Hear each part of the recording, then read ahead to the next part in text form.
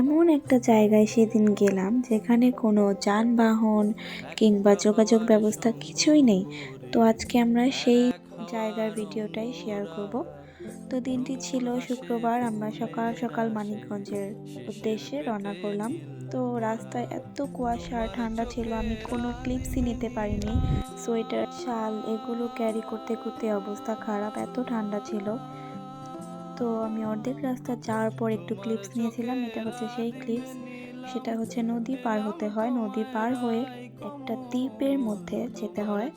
যদিও এটা একটা ছোট্ট সুন্দর গ্রাম, কিন্তু দ্বীপের মতোই, কারণ চারিদিকে শুধু নদী আর নদী, মাঝখানে হচ্ছে এই ছোট্ট গ্রাম। বিশ্বাস করেন এখানে কোনো অটো, গাড়ি, রিক্সা মানে কিচ্ছু নেই, শুধু আমাদের এই বাইক আর দুই তিনটা বাইক থাকে যারা ঘুরতে আসে, ওই বোট দিয়ে পার হয়। আর এদিকের মানুষ জীবিকা নির্বাহ করার একমাত্র উপায় হচ্ছে কৃষিকাজ। তারা কৃষিকাজ আর গরু পালন করেই জীবিকা নির্বাহ করে, মানে তাদের লাইফটা এত আলাদা আমাদের থেকে, সেখানে না গেলে কেউ বুঝতে পারবেন না। তো এই তো আমরা যাচ্ছি, চারিদিকে কোনো গাড়ি কিচ্ছু নেই, সব বাসায় শুধু গরু, ছাগল, ভেড়া, মুরগি, তারপরে হচ্ছে খেতে বিভিন্ন ধরনের ফসল। এদিকে যারা থাকে তাদের স্থায়ী কোনো ঠিকানা নেই, কারণ যে কোনো সময় নদী নাকি ভেঙে নিয়ে যায় তাদের বাড়িঘর, তাই তারা স্থায়ীভাবে কেউই সেখানে থাকে না। তো তাদের লাইফটা অনেক অন্যরকম। তো আঁকা বাঁকা অনেক রাস্তা পাড়ি দিয়ে আমরা অবশেষে আমাদের গন্তব্যস্থানে পৌঁছে গেলাম। সেখানে যে আমরা ফ্রেশ হয়ে নাস্তা করে তারপর একটু বাইরে বের হলাম। তো এত ভালো লাগছিল ওই জায়গাটা, আসলে সচরাচর আমরা শহরে এগুলো দেখতে পাই না, তো এক জায়গায় গেলে এগুলো দেখলে খুব ভালো লাগে।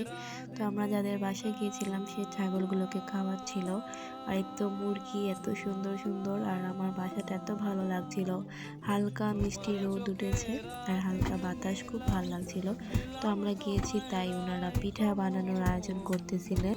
এটা কি সবাই কি জানেন? এটা হচ্ছে ঢেঁকি, এটা দিয়ে চাল ভাঙানো হয়। তো এই তো চাল ভাঙাচ্ছিল, তারপর হচ্ছে সেই চালগুলো এবার ছেঁকে তারপর পিঠা বানাবে। তো পিঠার ক্লিপসগুলো আমি নিতে পারিনি, কারণ কারণ আমি অনেক হাংরি ছিলাম। আমাদের দেশি মুরগির ঝোল দিয়ে পিঠা সার্ভ করেছিল। তো এই তো ওনার বেবিকে আমি একটু সাজিয়ে দিয়েছিলাম, সে আমার কাছে সাজতে চেয়েছিল। তো এই তো বাহিরে একটু হাঁটাহাঁটি করছি।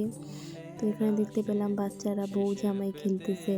তো ওদের সাথে অনেক শয়তানি ফাইজলামি করলাম। ওরা এই গাছতলায় বসে খুব সুন্দর করে খেলছিল, আমার দেখে আমারও খেলতে ইচ্ছে করতেছিল। তো এই তো হাঁটতেছিলাম, অনেক বাতাস, অনেক সুন্দর আবহাওয়া ছিল। এই তো চারিদিকে হচ্ছে ভুট্টা ক্ষেত, আমরা যে টাইমে গিয়েছি তখনও ভুট্টা হয়নি, তাই আনতে পারিনি। আমরা যে ভাইয়ের বাসায় ঘুরতে গেছি সে এত অমায়িক ছিল, পারলে তাদের গ্রামে সব তুলে আমাদের দিয়ে দিতে চেয়েছে। এই হচ্ছে কাঁচা মরিচের ক্ষেত। তো এই তো আমি এগুলো খুব কম দেখেছি বাস্তবে, তো আমি সেদিন অনেক কিছু গাছ দেখতে পেয়েছি।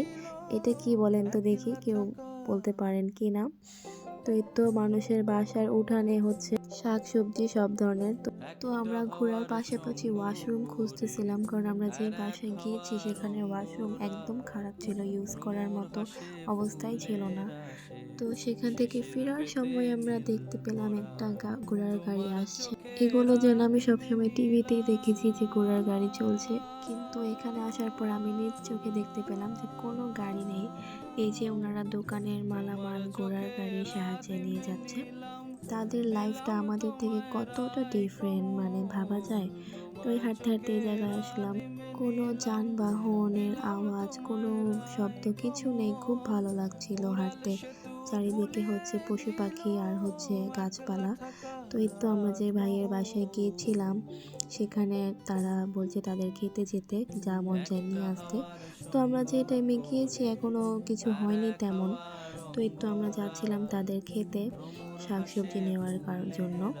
দেখতে দেখতে চলে আসলাম ওনাদের খেতে, ওনাদের ভুট্টা ক্ষেত, তারপর পেঁয়াজ পাতা, বিভিন্ন ধরনের শাকসবজি। কিন্তু ব্যাড লাক হচ্ছে তখন আর তেমন কিছুই ছিল না পেঁয়াজ পাতা ছাড়া।